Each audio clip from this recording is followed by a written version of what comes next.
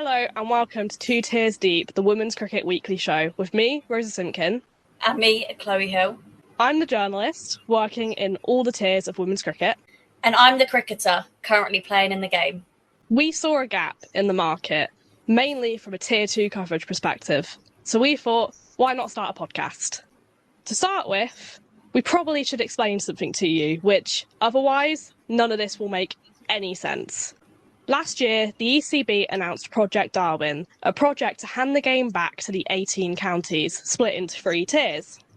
Tier 1 is the professional level, consisting of the Blaze, Durham, Essex, Lancashire, Hampshire, Somerset, Surrey and Warwickshire. I could go into the depths about why the Blaze aren't knots, but we'll leave that for another time. And Tier 2 counties are made up of Derbyshire, Glamorgan, Gloucestershire, Kent, Leicestershire, Middlesex, Northamptonshire, Sussex, Worcestershire and Yorkshire. And then Tier 3 are the national counties. Before we get started on today's episode, I'd like to give a shout out to our leading partner, Her Game 2. Her Game 2 Cricket partnered the Rose Talks Ball podcast and all the branches of the show, including Two Tiers Deep. Her Game 2 aims to spread a message of hope and equality throughout sport. Initially only in football, they have recognised that discrimination towards women and girls in sport is not limited only to football, so they have expanded into other sports, including cricket, where they can support, encourage and inspire women in the game. If you'd like to find out more about the work they are doing, you can find them online through their website, hergame2.co.uk/cricket, or you can find them on social media by searching for Her Game 2 Cricket. Thank you as always to Her Game 2 for their support of the podcast. Hello and welcome back to the Two Tiers Deep podcast. It is the new year, it's 2026, and it has been a while. We do apologise. We needed a little bit of a break. We were going to come back last week, and then the 100 went have a whole lot of announcements, so we delayed it a little bit further. But Chloe, how are you? Yeah, I'm good. I mean, still trying to get used to this cold and wet English weather again. But yeah, I'm good. There's just so much news and so much to talk about today that I think my head is already scrambled before we even start. How are you? I'm good. I feel like I need to give the listeners a warning that my brain isn't working. I was telling Chloe that I was sat at my desk ready to start the podcast and find Zoom and do all that jazz. And then I realised my laptop was downstairs. So that kind of sums up where we're at today. Yeah, and obviously last time we spoke was when we did the awards for the 2025 season, and yeah, I mean feedback I've received is that lots of people loved it and enjoyed it, and hopefully that can be our little trademark going forward, supporting the women's game. It was really nice to see the response from the players, particularly the Tier 2 players who received awards, were nominated, and it was really important for us to give them a platform, and it's nice that they appreciated that platform. So we'll have to make it a bit of a tradition. 100%. And next thing, it's 2026. So what does that mean for women's cricket? Home World Cup year, people! That is going to be an absolutely crazy summer of cricket. A home World Cup, second year of Project Darwin, this new revolution of the 100, and so many player movements. And yeah, gosh, we have got so much to talk about. Can I just say I'm already tired thinking about next season? Don't know about you. But it's not far away. It's literally, now we're in 2026, we're in the new year. The new season is literally going to creep up around the corner.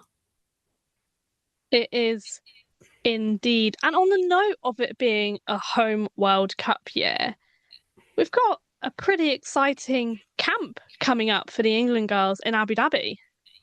Yeah. From what we've seen and what we've heard, Charlotte Edwards is taking a large group of domestic players, contracted players, out to Abu Dhabi to sort of play it like a team A against a team B, and it's sort of a, you do well, I'm picking you for the World Cup. So yeah, I mean, I'm all for it, and I think it's such a great idea from Charlotte Edwards to do. And by rights, you should be picking the players in form and not the ones who've just been there for all the years, and sort of we know their names. There's going to be so many new up and coming talents, and there are so many, I guess, more senior talents dominating domestic cricket who deserve the recognition. So yeah, I mean, what an exciting couple of weeks that will be for the girls. It's also very Charlotte Edwards, and it's almost quite refreshing because we went from a coach who I won't name, who wasn't really rewarding the domestic talent and domestic performances, onto Charlotte Edwards, who is probably the most knowledgeable badger of the women's domestic game on planet Earth. And it's really nice to see that she's using that to give players opportunities because the best players on the domestic circuit should be playing for England. It's always how it should be.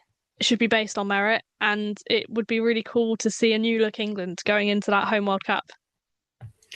Yeah, definitely. And I guess if we just touch base, I guess, on the England women's team, they've had a very, very quiet winter. We haven't seen, I guess, them play, them train. The girls have been off doing their own things. They're either off in the Big Bash, the WPL, playing cricket in Australia, or just training back in England. So yeah, it's certainly been a quiet winter for the England contracted players. So I guess for us, seeing who is going to be at least the 22 players they take out. Obviously, they're going to take out more. Will be quite exciting to see some names on that list. It really will be. And I think the most exciting part about it is it's a really good idea in filling that space. I mean, it's very unusual we have a winter where England don't play fixtures overseas. It's almost unheard of. And there's a couple of training camps going on in Oman and then South Africa. And then we've got this in Abu Dhabi. And it'll be interesting to see if a different approach works well because they'll have plenty of warm up games before the World Cup. They're playing New Zealand in three ODIs, three T20s, then India in three T20s, and then they'll have official warm up games. So it's almost just a really nice way to integrate new faces into the squad gently without the added media pressure. Yeah, definitely. And I guess the more you get training together, you sort of get that bit more fight and that competitive element of players to be pushing each other, to be in that first starting 11 come the first game of the World Cup for England. And that's the position we want English women's cricket to be in. We want it to be competitive. We want players to be pushing and fighting for spots. And I think for so many years, it's not been easy, but the term of saying it's been easy, I think fits it quite well. So yeah, it's going to be really, really good to see, I guess, different players knocking on the door, a different generation, I guess, maybe pushing the older generation out. And yeah, it's going to be certainly exciting summer for English cricket. On the note of the summer of English cricket, we're in a new year, it's 2026. And I want to know, Chloe, do you have any early predictions, whether for that World Cup, any county teams you're keeping an eye on, tier one, tier two? What are you thinking? Well, you just throw me on the spot. I mean, I still remember making the predictions last year when we first saw the tier one sides and the signings. But for me, I think Surrey and Lancashire are still up there as probably two of the dominating county sides at the moment, just looking at their squads. Um, it's going to certainly be exciting seeing Yorkshire compete in tier one. I guess they haven't made too many new signings. Obviously, they've got the overseas signing of Jess Johnson and Sarah Glenn. But yeah, I think Surrey, for me, certainly in T20 cricket, are still going to be up there and still should be knocking on the door to regain their title. I don't know. I mean, I obviously want to back England. I want to back England in a World Cup. But I guess we can't look past Australia and India, who have always been so dominant in these sort of competitions. And yeah, Australia obviously are going to have a bit of a different lineup and obviously have a different captain come that World Cup. So yeah, obviously hearing that Alyssa Healy is retiring and sort of completely from cricket, I think seeing how they go in their next series against India, I think will be quite telling for the World Cup between those two sides of which one is looking the strongest going in. What about you? I'd agree. I think India in a World Cup in England, when we think about how dominant they were against us in that series last year, I nearly said this year, caught myself before I did, speaks a thousand words. And the talent they are producing now with the rise of the WPL and I also think some of the real long stayers of the team, like Harmon Pre-Cours, are finally operating consistently at that level. I reckon county-wise, Lancashire will have another good year, as you said. Um, I think they caught people off guard this year, not because we didn't think they were a good team, because they have an incredible squad of players, but because historically they've underperformed. And as a region, they really underperformed. And they then did have a bit of a blip in the season. They won that County Cup, and then they were pretty poor in the T20 Blast before coming back to win the One Day Cup. But it's all super exciting. And we should defo talk about Alyssa Healy because what a woman, what a career. And she will be sourly missed on the cricket circuit. Yeah, what a performer she has been for Australia over the years. I mean, we sort of looked at Meg Lanning when she was Australian captain and how well she dominated, and sort of when she retired and step away from that international circuit. Alyssa Healy taken over. I think it was questioned at first, thinking how's she going to go, but I just think watching her go about her as a keeper, as a captain, how she gets the respect from the team, and sort of still plays with that big smile on her face. So yeah, she's going to be certainly a massive miss for them, and what a career she's had. So yeah, big shout out there. I will say though, one of the only highlights of the Ashes from our perspective was Alyssa Healy's commentary. She was brilliant behind the mic on Aussie TV, and I really hope that she continues to explore that because we need more women in the media, especially Aussie cricket media. And yeah, we wish her all the best, obviously, for retirement. Do you have anything to add? No, I guess our only question will be, we obviously know that Beth Mooney, to me, is the next sort of successor behind the stumps. But who will be next in line for them? Sort of, Beth Mooney's not a young cricketer; she's more than an experienced cricketer. So, like, how long has she got left? I guess playing international cricket. So, yeah, I think they're sort of in a little bit of a predicament now, like what England is with Amy Jones, of who is going to be the next successor in a couple of years behind the stumps, and also churning out runs for them at the top of the order. And not only from a runs and wicket-keeping point of view, from a captaincy point of view, I'd say they're in a little bit of bother because the obvious next pick is Talia McGrath, but she's really been struggling on the international circuit and is under a lot of pressure from Aussie media and a lot of scrutiny at the moment. So would it be a good move to give her the captaincy amidst that? Or do you turn to another younger player? Yeah, I mean, I think we've spoken about it on a previous podcast how well Australia mentor the younger players into a captaincy position. So we've seen Phoebe Litchfield take on captaincy for Sydney Thunder in the Big Bash. Did Annabelle Sutherland do a little bit of captaincy as well? And obviously you've got Tyler McGrath. So they're certainly getting players ready to sort of go out there and lead Australia and get them in a strong captaincy position. And yeah, I think Phoebe Litchfield could be a great shout. She's certainly going to be wearing the green and gold for a long time. I can see her playing for several years to come. So yeah, she potentially could be a really good call. But yeah, I think if we're looking right here, right now, we probably are looking at the obvious of Tyler McGrath maybe taking over captaincy. And I guess the T20 series against India coming up, those matches, I think obviously Alyssa Healy has stated that she won't probably be playing in those, but she'll be captaining the 50 over and the test match that they've got. So yeah, it'd be interesting to see, do they mix it up and have a few different captains, or is it just going to be Tyler McGrath takes over and then we'll see who becomes her vice captain? It will definitely be an interesting one to keep an eye on. I think there's something we really need to talk about, Chloe, and it's the reason that we haven't podded in such a long time because what a dramatic week it has been for the women's 100. I put a question sticker out yesterday for the podcast today, and we had about 9 questions all about the 100, the generality of the 100, stuff about the new identities, about the signings, about what we think about there being an auction instead of a draft. So, shall we get into it with some of our exciting announcements? Let's go. Where to start?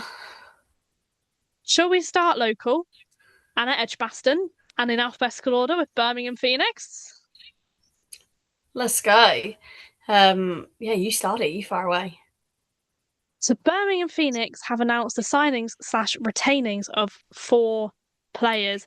They have retained their captain, Elise Perry, and they have signed 3, I'd say curveballs, to be entirely honest with you. Alice Capsey joins them from Oval Invincibles, Lauren Filer joins them from Manchester Originals, and 19-year-old Aussie Lucy Hamilton, who's just come back off the back of 35 off 19 in the WPL, joins them too. It's an interesting mix of signings and shows real intent. Yeah, I mean, it's certainly interesting to see Alice Capsey make the move away from the Oval. Obviously, she's grown up playing a domestic cricket at Surrey. She is a Surrey cricketer, and she's been with the Oval Invincibles, now renamed to Mumbai Indian London. So yeah, that's certainly it could be a really, really good move, and maybe a fresh pair of eyes on her, and sort of a new environment, new changing room, new home ground. Lauren Filer, we've seen her move around several teams throughout these 100 in the past few years, obviously being at London Spirit, then at Manchester Originals, and now to Birmingham Phoenix. So, yeah, I mean, certainly some exciting young talent, and obviously the young signing of Lucy Hamilton as another overseas for Phoenix. I mean, I personally haven't seen much of her. I've seen bits and bobs of her throughout the Big Bash, but yeah, just reading and hearing signings and stuff like that on her, sounds like she's going to be an exciting player for them. It's really exciting. I've just realised we probably should provide a little bit of context. For those who don't know, the 100 is undergoing a bit of a relaunch this year as ownership stakes were sold in all 8 of the teams, varying in their percentages.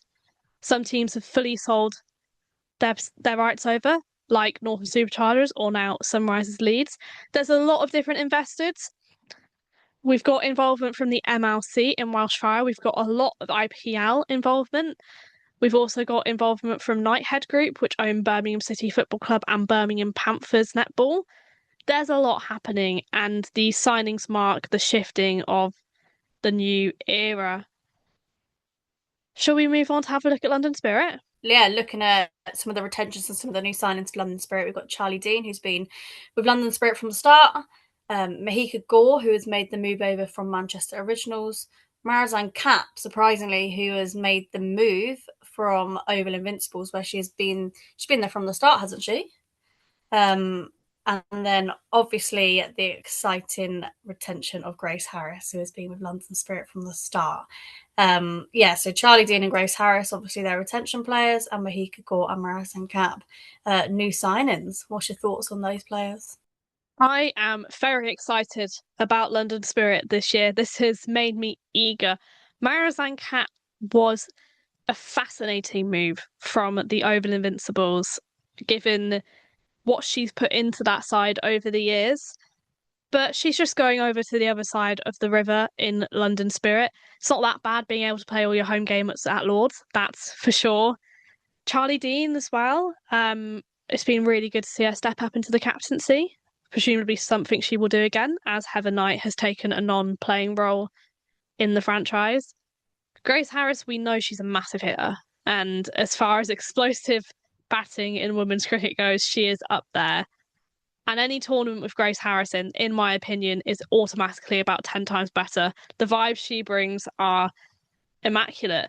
But the one I think is the curveball, the real curveball there, is Mahika Gore. Lancashire through and through. They brought her over from UAE. the UAE. Thank you, Chloe. Having a blank. And the height she brings, you'd think they'd want her Manchester Supergiants in their team, but it's certainly an excellent bag for London Spirit. Yeah, certainly. I mean, I'd love to know the thought process that has gone behind that. Obviously, Heather Knight sort of being in this new role, and I imagine she would have had a big part of player recruitment and signings. So I'm sure they had a clear plan of why they wanted Mickey Kagor, and potentially also, if you think about London Spirit have relied heavily on, I guess, Danny Gibson as an all-rounder. I know she's been out with a back injury, so are they thinking that they need to bring in more seamers alongside with Marizanne Kapp and try and strengthen their team as a bowling unit there, because they've always been quite an explosive batting side as well. Shall we move on to our new team with a new name, Manchester Originals, who have now changed to Manchester Super Giants? We should indeed. But first, I want to point out London Spirit, they have had a logo change. Everybody cheer. And for graphic designers everywhere, it's no longer a rectangle, it is a square. Genuinely made my day. It's the little things. But yeah, Manchester Super Giants. Head coach Matthew Mott and former Aussie skipper Meg Lanning are reuniting yet again, alongside Sophie Eccleston, who has been retained, and Smriti Mandana, who was a direct signing, who is in quite some form. Yeah, I mean, Meg Lanning, what a signing. She has just changed her game ever since she stepped out of the international circuit, and she certainly is going to be one that's going to be around in franchise cricket for a couple more years. She's certainly not retiring just yet. I mean, and if I was the Australia selectors, I certainly would be maybe picking up the phone and trying to get her back in. But yeah, that is one signing for Manchester Super Giants. Sophie Eccleston, obviously, Old Trafford, Manchester, sort of through and through. Obviously playing at Lancashire, so for her that's home from home, and no surprise really that she's signed again with them. But what an exciting top order that could be. Left and right hand, Meg Lanning and Smriti Mandana. Obviously, Smithy had been at Southern Brave since the start and opening the batting with Danny White, and what a pair they were. So just to go and see now Meg and Smithy for Manchester Super Giants is certainly going to be exciting. For those who aren't aware regarding the name change, Lucknow Super Giants in the IPL bought a stake in Manchester Originals, which has prompted the name change, and they've brought with them a rather interesting logo. For those who don't know, the Lucknow Super Giants logo is in effect wings across their franchises in the SA20 as well. The logo for the 100th, you may ask? It has wings, but it also has an elephant. And I have been so fixated on this elephant ever since they released their logo, Chloe. And I don't know what about Manchester says elephant. I feel like not enough people are talking about the elephant in the room. I feel like with all of these signings, these name announcements, the logo changes, I think they sort of cramped it out to the public quite quickly. And I feel like people probably haven't studied it enough already to think what is going on. I full well know come the summer and come the season that when Manchester Super Giants step out onto the pitch, people will be like, what is this? I certainly think there's going to be more conversations in the summer than what we're seeing now. But yeah, it's certainly a bit bizarre. They've really gone bish bash bosh with the announcements. That is for sure. And it's been a lot. You should see the state of mine and Chloe's messages in the last week or so. We can confirm a lot's been happening. But on that note, Chloe, there's just been an announcement. Has another announcement just come out? Another announcement has just come out, and it regards the Southern Brave. Oh, what a guess. Let me take a little look. Oh, we're right. That was a little prediction, I reckon. We could have said that Lauren Bell, surely. As soon as they announced Jofra Archer, no doubt Lauren Bell was going to be their next announcement. And yeah, for her to be back at Southern Brave under their new, different colour logo, may we discuss that as well in a minute. But yeah, to have Lauren Bell retained, and geez, seeing how she's going in the WPL now, I think we certainly need to discuss that first. I mean, Lauren Bell is just a phenomenal cricketer, but she's someone who historically has really struggled with consistency with ball in hand. And she's worked really hard on her variations in the last year or so. And we're seeing that out in full force in the Whipple right now. I mean, her ability to take the pace off the ball and just use the conditions of the pitch It's beautiful. It's like watching Jimmy Anderson play. It's actually a work of art.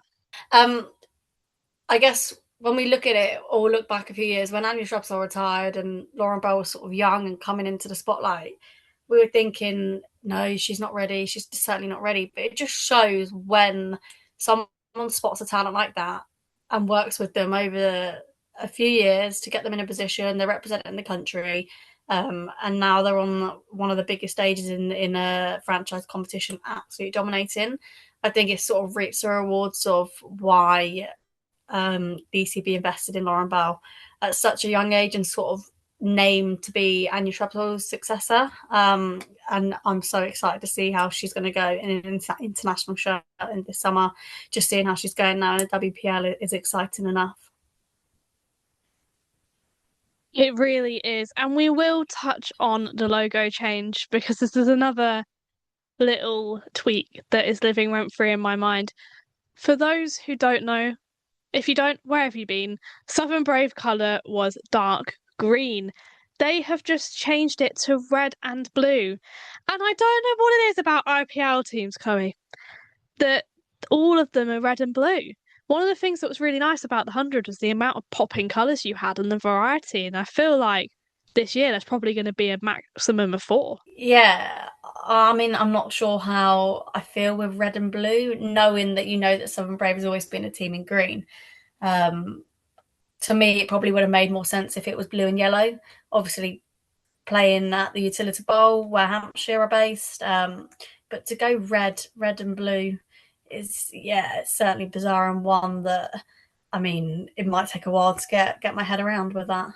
But I mean, obviously Lauren Bell and Joffrey Archer are the only 2 signings announced so far for Southern Brave. I imagine there'll probably be more today after we've recorded this podcast.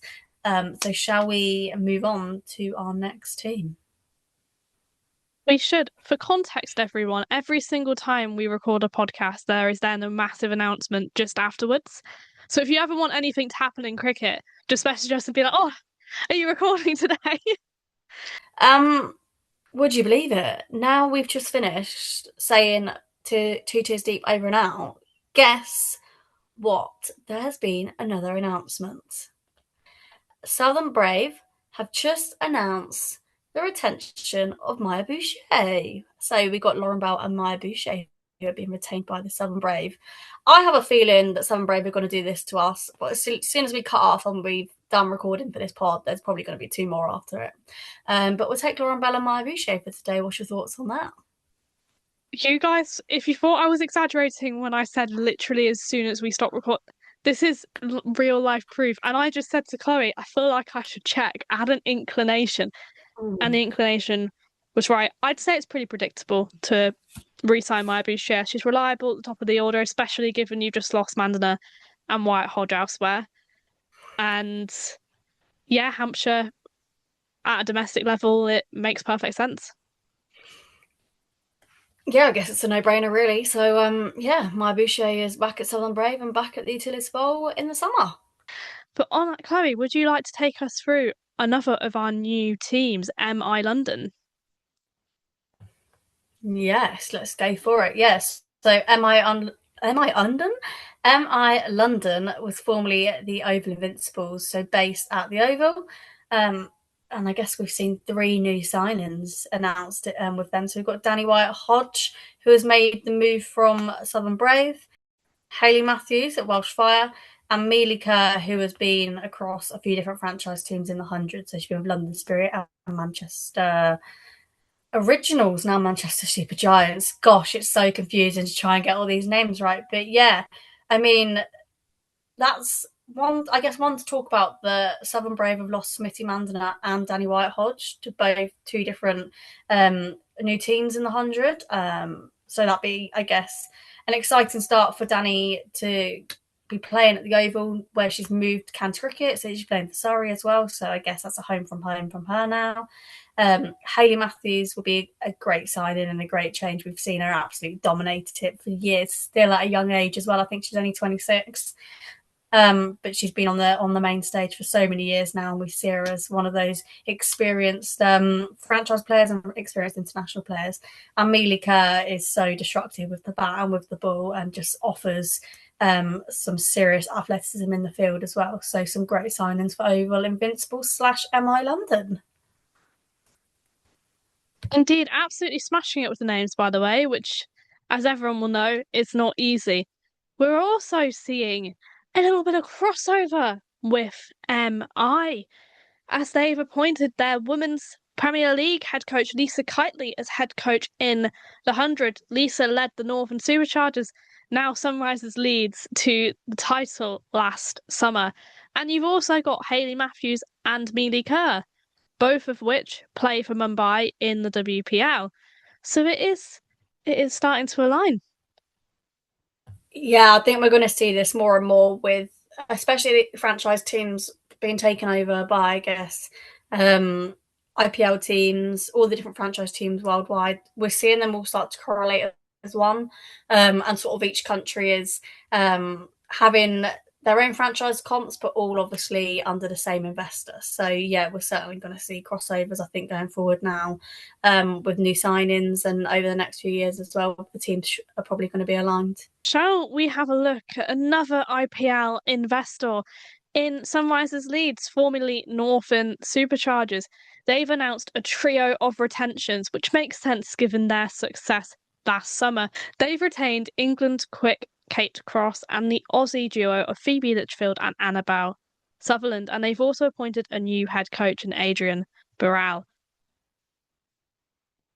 You'd like to say they probably weren't expecting to lose Lisa Kitely, and the IPL influence has had something to play there, but it's super reassuring for them to retain three players who were so central to their title last year. Yeah, three experienced players as well, in Kate Cross, who has been exceptional for England over the years, exceptional for Lancashire, and yeah, certainly a consistent player that you can throw the ball to, and also her batting has improved no end. The exciting talent of Phoebe Litchfield, some of those shots she pulls out are ridiculous, and speaking to not just female cricketers now, but male cricketers and young boys, they all want to learn the Phoebe Litchfield switch hit, which is fabulous to hear. And then you've got the all-rounder of Annabelle Sutherland, who we've seen her sort of dominate in Australian colours and also franchise competitions over the last few years. And yeah, she's certainly putting her name out there and claiming her own identity as an all-rounder in franchise competitions. So yeah, three really, really key players in that lineup, and also the signing of a new head coach as well. We will touch more on the renaming and the colour change, which I'm gutted about because the purple is so iconic, shortly. But let's keep it on a roll with Trent Rockets. Do you want to take us through, Chloe? I can. So yeah, Trent Rockets. We've got the retention of Natsia Brun and Ash Gardner, a new signing of Sophia Dunkley from the Welsh Fire, and also recently just been announced as we are filming this podcast, I can say that Kim Garth from Australia has just been signed by the Trent Rockets. So 4 signings for them.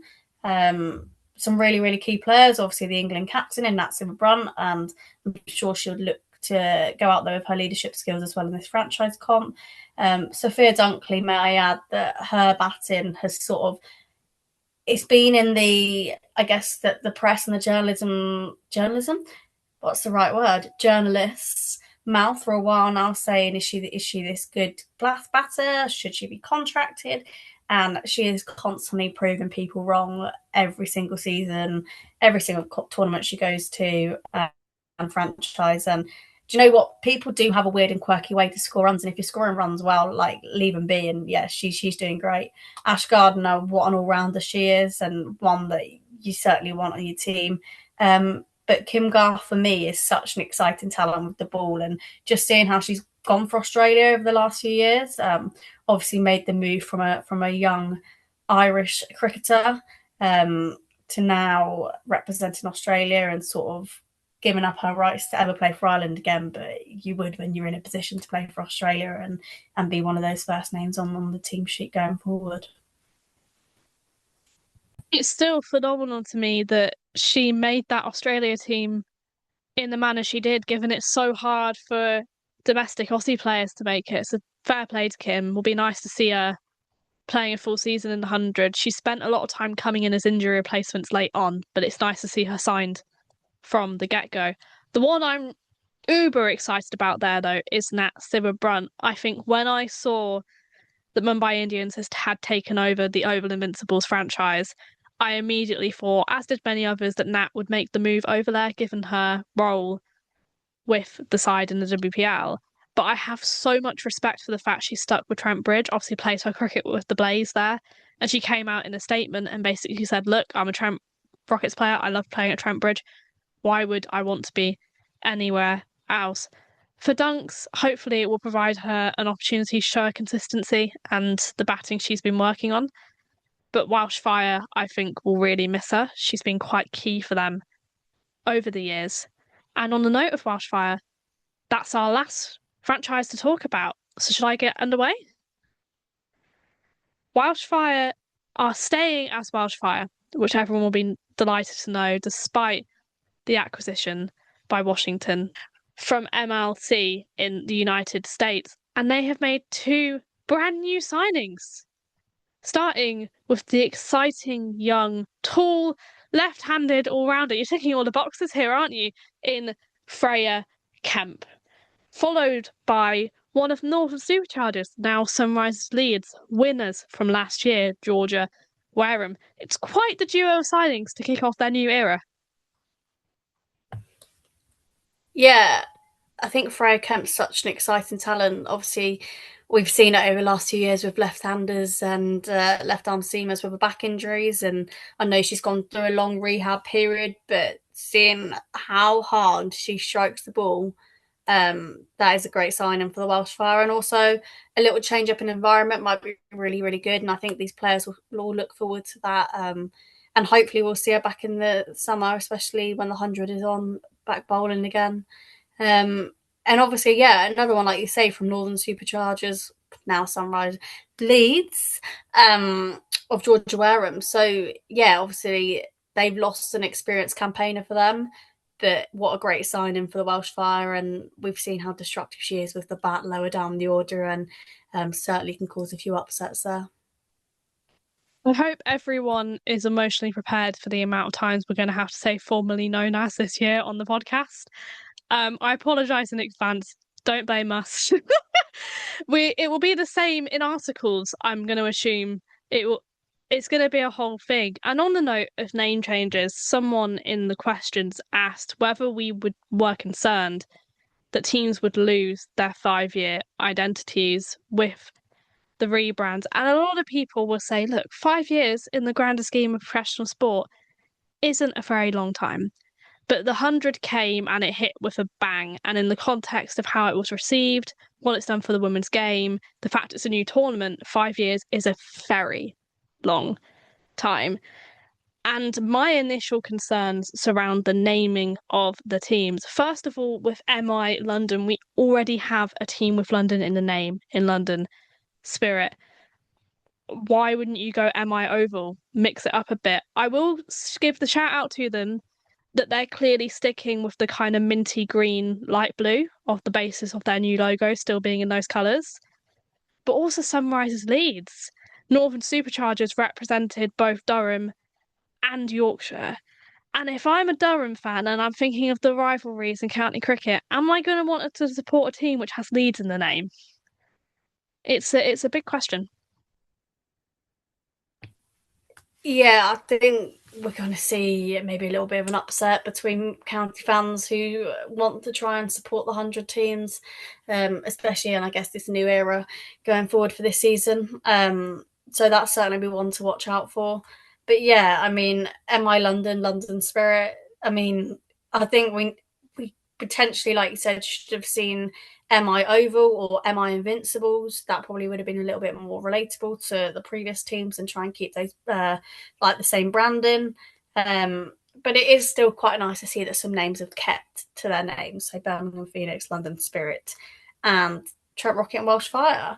But obviously, yeah, between some of those teams, we're seeing a few logo brand and kit colour change up. But yeah, I mean, for me, I think it's going to be one in the summer that I'm still going to be trying to get my head around all of these new teams and the new names. And I'm sure we won't be alone in that one. We've spoken a lot about the IPL and the IPL involvement in the new 100 teams. Should we have a quick whistle stop tour of the WPL?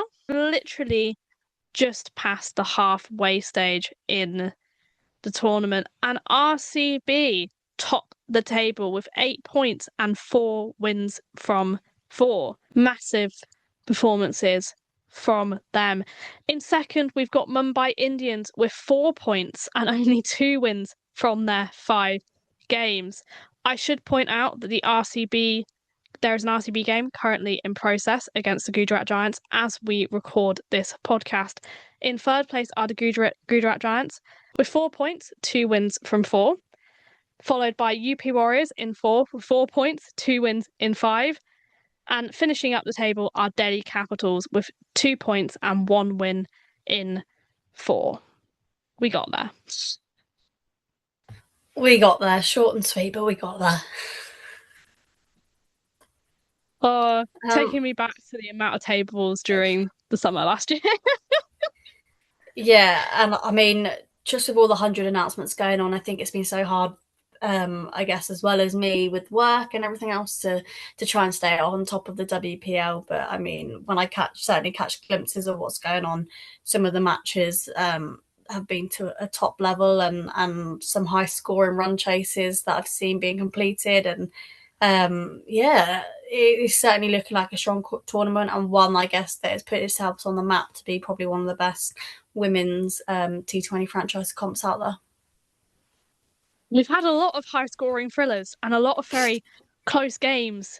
Sophie Devine pulled back a game the other day where 7 runs were needed from the last over, and her death bowling was exceptional. As an example, we've had fifers, we've had hat tricks.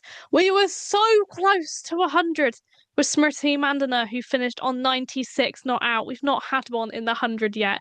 We've had 3 players reach 99, but we've not passed that mark. We've spoken about Lauren Bell and how phenomenal she's been, but let's take a quick look at the orange cap and the purple cap contenders.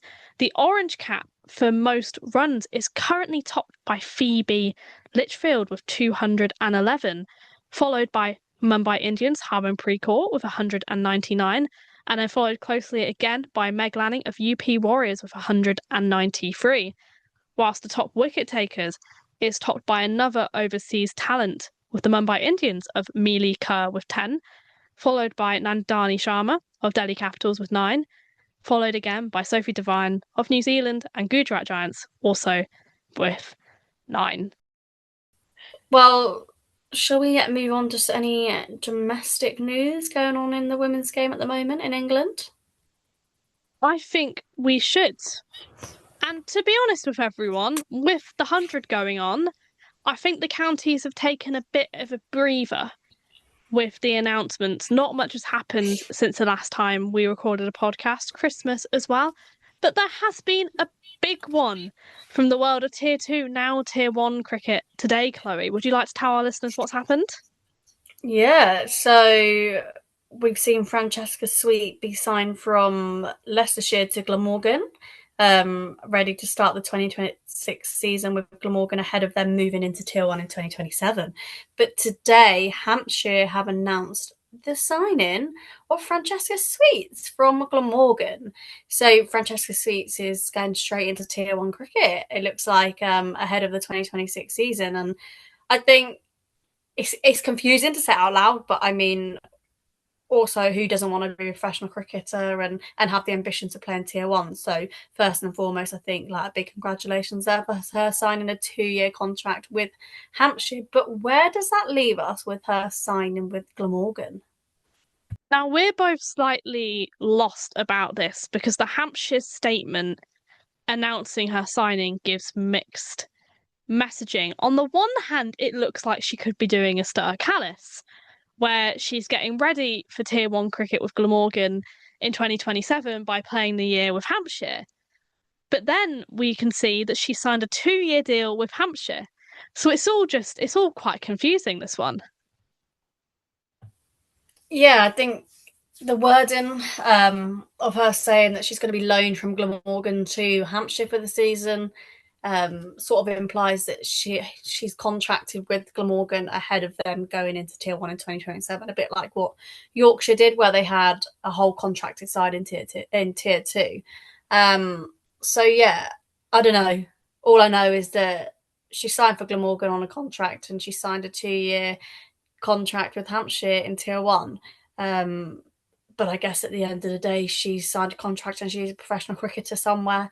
And sort of seeing her come out of nowhere last season, we saw that she's probably the pinnacle of this new Project Darwin. Started at Tier 3 with Berkshire, moved to Leicestershire, went for a trial ready for them ahead of the 2025 season, got picked, absolutely dominated it, and trials galore ahead of the 2026 season and signing a Tier 1 contract with Hampshire. Yeah, I mean, maybe we'd like a little bit of explanation from Glamorgan and Hampshire of what's going on, but all we know is congratulations to Francesca Sweet that she signed a Tier 1 contract. I'm absolutely delighted for her, and we've been banging the drum on her all season. Every time she went out for Leicestershire, she was contributing with bat, and quite often as well, ball in hand. And I think Hampshire underperformed last year, given their legacy of the Southern Vipers. Don't get me wrong, they were missing a lot of players. They were adjusting to a life without Charlotte Edwards.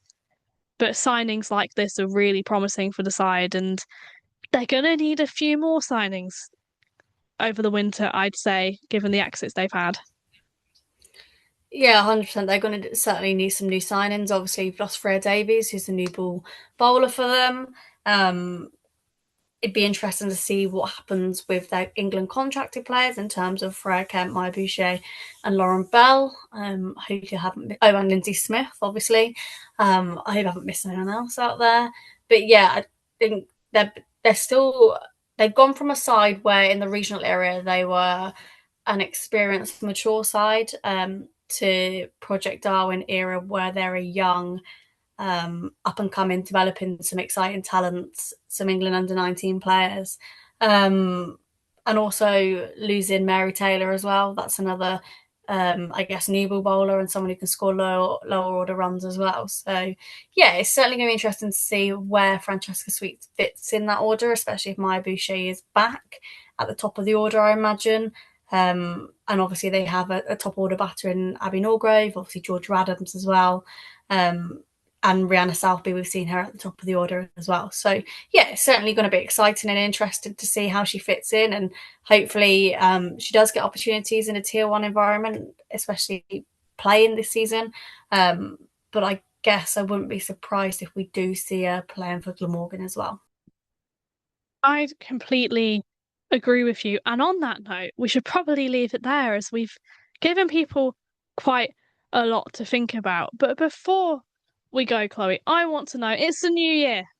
Do you have any ambitions for the coming year, the coming cricket season? What are you thinking?